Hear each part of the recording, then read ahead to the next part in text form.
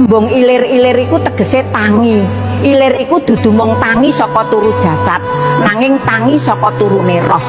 Roh manungsa kerep kasandung ing petenging nafsu padange jagat, kepincut marang donya kang mung sawang sinawang.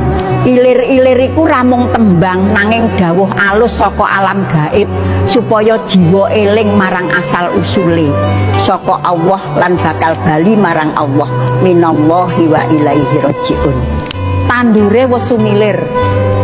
Tandur iku wiji rasa ilahi kang ditandur ing jero ati. Nalika angin hidayah wis sumilir, wiji mau wiwit obah, ngrasakake panggilan. Iki tandha yen ati wis kabuka, wis kena sentuhan nafahatul kudus, hembusan suci saka Gusti. Tak ijo raya-raya, ijo iku warna urip lan ora garing maneh. Wong kang wis krasa iki ora gampang kagodha donya, amarga rasa sejati wis ketemu. Tak sengguh temanten anyar. Temanten anyar iku pralambang manunggaling rasa kawula lan Gusti. Nalika ati wis resik, roh rasa disambut kaya penganten besowan marang sing ditresnani. Iki rasa mahabbah, katresnan sejati marang Allah kang ora bisa diucapake mung bisa dirasakake.